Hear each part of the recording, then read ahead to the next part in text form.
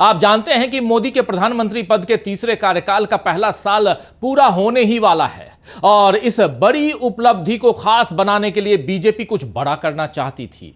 ऐसे में खबर छपी कि बीजेपी अब घर घर सिंदूर अभियान चलाएगी। इसके दो मकसद साधे जाते।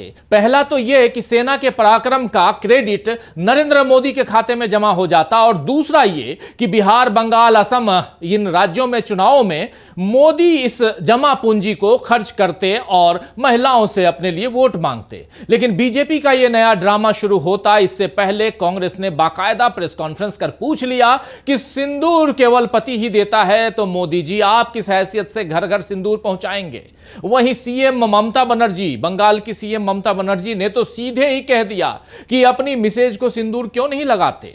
वैसे देश के लाखों करोड़ों लोगों के मन में भी यही सवाल थे कि जिस व्यक्ति ने अपने विवाह को नहीं निभाया और पत्नी का त्याग किया, भले ही उसके जो भी कारण रहे हो, जो भी वजह रही हो, वो व्यक्ति किस तरह सिंदूर को लेकर बयानबाजी कर सकता है।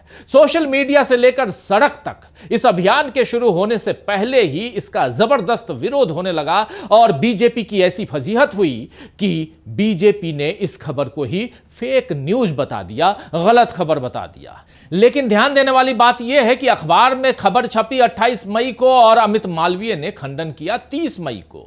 2 दिन बीजेपी क्या सोई हुई थी या देश की सबसे बड़ी पार्टी को सूचना ही नहीं पहुंची कि उसके बारे में कोई गलत खबर छप गई है। हालांकि इस बीच कुछ टीवी चैनलों की क्लिपिंग्स भी आई हैं जिसमें बीजेपी नेता मान रहे हैं कि घर घर सिंदूर पहुंचाया जाएगा। यूपी सरकार ने तो सामूहिक रूप से बाकायदा सिंदूरदानी और लाल कांच की चूड़ियां देने की घोषणा भी कर दी थी। अब देखना है कि मोदी सरकार की तरह योगी सरकार भी यू टर्न लेती है या नहीं। लेकिन एक बात साफ हो चुकी है दोस्तों कि जब मनमाने फैसले के खिलाफ चारों तरफ से दबाव पड़ता है तो मोदी को झुकना ही पड़ता है।